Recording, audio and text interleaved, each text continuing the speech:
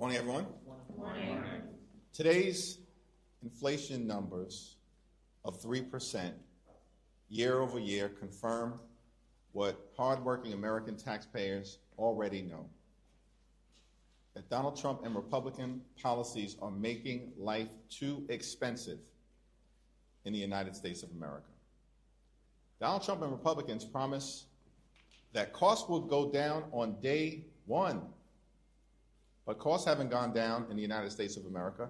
Costs are going up. Inflation is up, the highest number since January of this year. Housing costs are too high. Grocery costs are too high. Electricity bills are through the roof. And now, because of the Republican refusal to extend the Affordable Care Act tax credits, tens of millions of Americans are receiving notices right now that their health care premiums are about to skyrocket. In some instances, everyday Americans are going to pay $1,000 or $2,000 more per month. That is unsustainable in an environment where people are already struggling to live paycheck to paycheck, can't thrive, and can barely survive. We need House Republicans to come back to Washington, D.C. End your 4-week vacation. Enough already.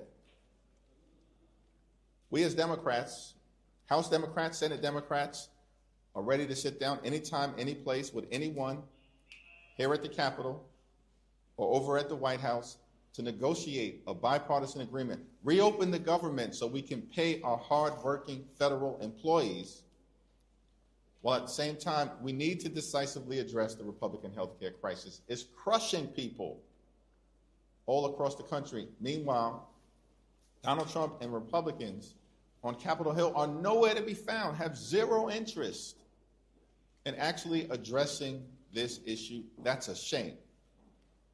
Questions?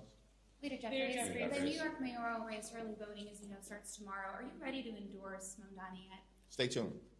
Leader Jeffries. We are now at this point, day 24 of the shutdown.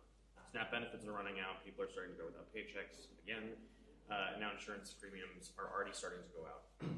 Republicans continue to say they're not going to do anything until the government is reopened. Is there a point where you just have to accept reopen the government? The problem that the country confronts right now is that Donald Trump and Republicans decided to shut the government down. Like, what's unclear about the fact that Republicans have the House, the Senate, and the presidency? And from the very beginning of this year, they've taken a my way or the highway approach, have steamrolled the country in all of the things, jamming their right-wing ideology down the throats of the American people. And now Republicans are claiming that they're helpless. The problem that we have right now is that House Republicans refuse to come back. They've literally been on vacation for 4 consecutive weeks. Donald Trump has found all of the time in the world to play golf.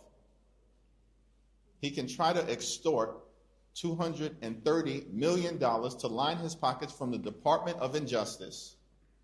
Somehow the Trump administration found $40 billion to bail out a right-wing wannabe dictator in Argentina, but can't find a dime to extend the Affordable Care Act tax credits in order to make life and health care more affordable for hardworking American taxpayers.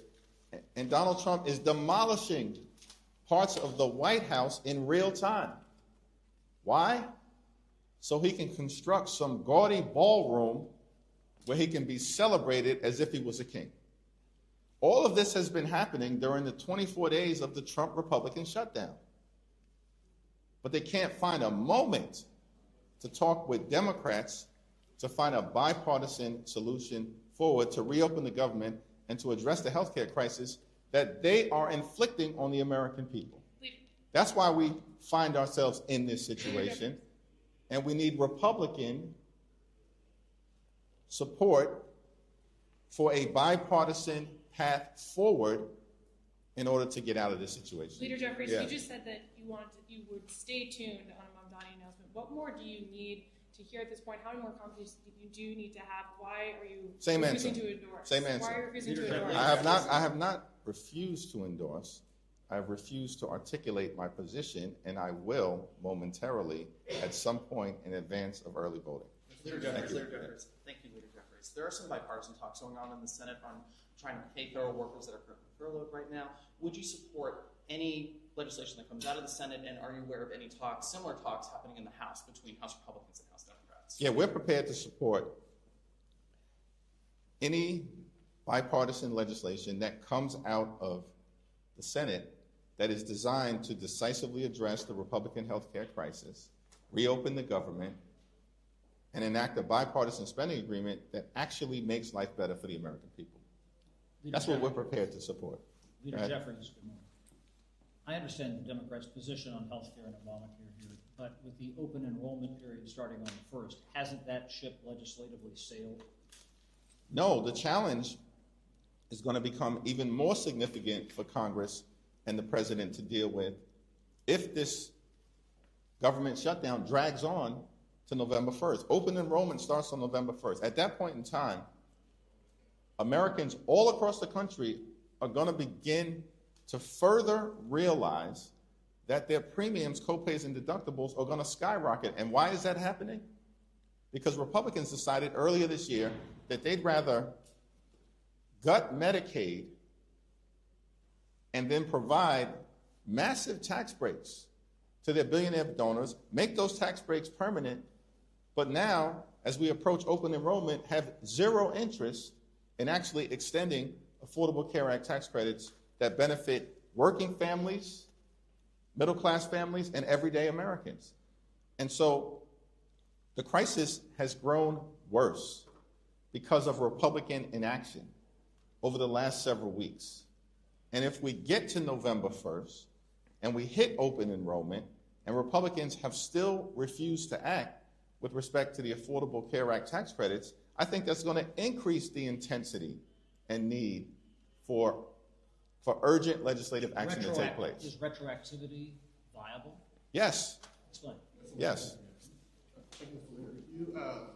Senator Thune has maintained that he believes the path out of the shutdown will come from rank-and-file members in the Senate, bipartisan conversations, maybe even a gang. You and Leader Schumer have maintained that the path out of this is with the conversation with the president. Can you help kind of reconcile the position that Leader Thune has in that things will come up from bipartisan rank-and-file conversations, and you saying that Democrats need to talk to the president?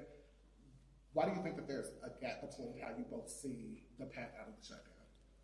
Well, Republicans in the House and the Senate, from the very beginning of the Trump presidency, haven't functioned like they are a separate and co-equal branch of government. What we've seen from Republicans in the House and the Senate is that they behave like a wholly owned subsidiary of Donald Trump and the Trump cartel. That's how they behave.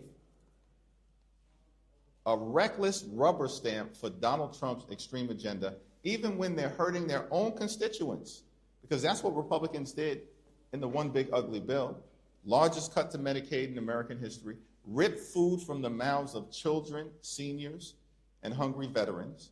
And as a result of Republican policies that they rubber stamped, what we've seen is that hospitals, nursing homes, and community-based health centers are closing in their own communities.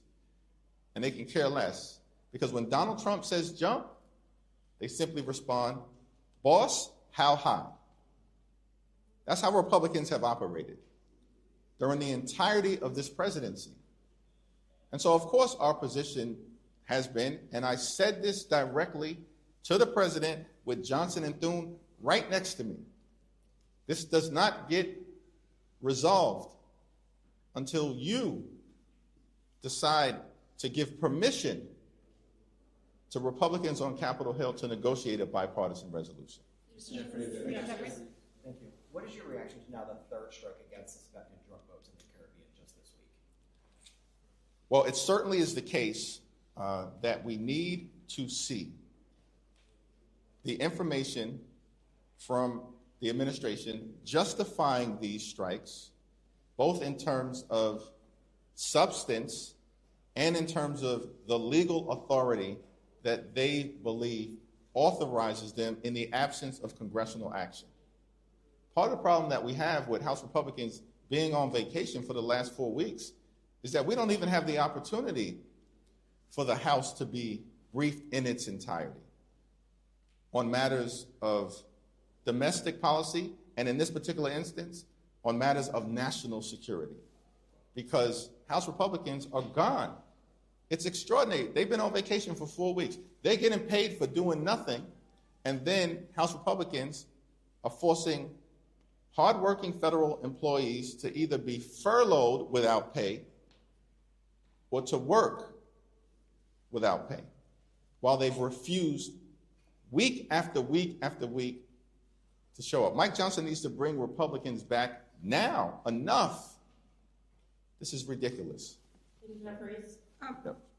Thank you, Leader. So you just said that Republicans are hurting their own constituents, and I understand that SNAP is a broad issue that affects millions, but in your home state alone, 3 million people are expected to lose their benefits next month. And you say you're ready to accept anything bipartisan out of the Senate. We have 3 Democrats who are voting for this right now. We said, no. I said we're ready to consider anything that emerges in a bipartisan way in good faith from the Senate. Thank you. Regardless, this is still a bipartisan effort right now to extend Biden's funding levels. If Democrats continue to not vote, reach the 60-vote filibuster, then does the party take this fallout responsibility? No. And I disagree with the premise that we're extending Biden funding levels. That's a Republican talking point. This is not that complicated to understand. That in December of 2024, a bipartisan spending bill was enacted, overwhelmingly passed in the House and the Senate, signed into law by President Joe Biden. That was in December of 2024. Donald Trump supported that agreement after detonating the original bipartisan agreement. In March of 2025, a partisan Republican spending bill was enacted that lowered the spending levels, and in our view, as Democrats, which is why in the House we overwhelmingly opposed it, hurt veterans, hurt nutritional assistance, hurt housing affordability, and hurt health care. That's why we opposed it, because that March spending bill wasn't Biden-level spending, it was Trump partisan-level spending, which they further aggravated by engaging in impoundments and rescissions in violation of the law in the 6 months that followed that March spending bill, partisan Republican spending bill, being jammed down the throats of the American people. So, first of all, we've made clear we will not support a partisan Republican spending bill that continues to gut the health care of the American people. We've been saying that for 6 weeks. We have not moved off of our position. We're going to continue to defend the health care of working class Americans, middle class Americans, and everyday Americans. Mr. Jeffries, thanks. Do you have anything positive to say about Mamdani? Do you recognize that your refusal to do so is splitting the Democratic Party? I travel throughout the country, and the Democratic Party is as unified as I've seen us throughout the entirety of this year, and you're about to experience that in real time. This won't be hypothetical. You're about to see it in real time in Virginia, in New Jersey, and in California as it relates to Prop 50. As I've said, I will have more to say about the mayor's race when I have more to say about the mayor's race in advance of early voting when I'm back home tomorrow. What is the strategy behind waiting until the 11th hour to weigh in on the New York mayor's race? This question has been asked and answered repeatedly. Virginia is now entering the redistricting arena. They're planning to redraw House maps. So what do you make of this ongoing redistricting battle that seems to be occurring in the United States? We have made clear that Donald Trump is trying to rig the midterm elections by gerrymandering congressional maps all across the country, and Democrats are going to continue to respond immediately, forcefully, and consistently with our view that the American people in a midterm election deserve free and fair elections, not rigged elections. And that's what Donald Trump is trying to do. The question that has to be asked is if all of the bravado that we see from Donald Trump, from Mike Johnson, from House and Senate Republicans, if all of the bravado is true, Why are they engaging in unprecedented efforts to gerrymander congressional maps as part of some toxic scheme to rig the midterm elections? Here's the answer. Because Mike Johnson knows the House is gone as it relates to Republicans. Gone. Because they have failed to deliver for the American people. They haven't made life better for everyday Americans. They've made life better for their billionaire donors. That's what the one big ugly bill was about. Inflation through the roof. Costs out of control. Trump tariffs costing the American people thousands of dollars more per year in expense. And now they're about to jack up premiums, copays, and deductibles on top of what they've already done to health care, which includes the largest cut to Medicaid in American history, a possible $536 billion cut to Medicare at the end of this year, hospitals and nursing homes and community-based health centers closing because of Republican policies throughout the country, vaccines no longer available in the manner that they should, kids having to be held out from school in places like South Carolina and beyond. This is a five-alarm fire in healthcare that Republicans have created. And that's why Republicans are gerrymandering congressional maps in places all across the country. But here's the thing. They did not expect Democrats to be able to forcefully respond. But the stakes are too high. And we are not going to unilaterally disarm, and we will not let Republicans mathematically change the congressional map so they can artificially hold on to power when the American people are ready to throw them out of office. What actions are House Democrats, Democratic leadership in general, taking to ensure SNAP benefits be paid in November? Are you confident that recipients will receive their benefits even if the government is still shut down? The Trump administration has the resources now, including through an emergency contingency fund that has about $5 billion in it, to ensure that not a single American goes hungry if they refuse to reopen the government on November 1st. Not a single American should go hungry. And the challenge that we confront right now is that Donald Trump and Republicans on Capitol Hill are trying to weaponize hunger in order to jam their extreme right-wing policies in their spending bill down the throats of the American people. That's unacceptable. That's un-American. That's unconscionable. That Republicans are actually trying to weaponize hunger across the country. And here's the thing. This group of people, these extremists on the other side of the aisle, we will not let them lecture the American people about nutritional assistance when in their one big ugly bill, they cut $186 billion. These are Republicans this year, $186 billion from the Supplemental Nutritional Assistance Program. That's the largest SNAP cut in American history.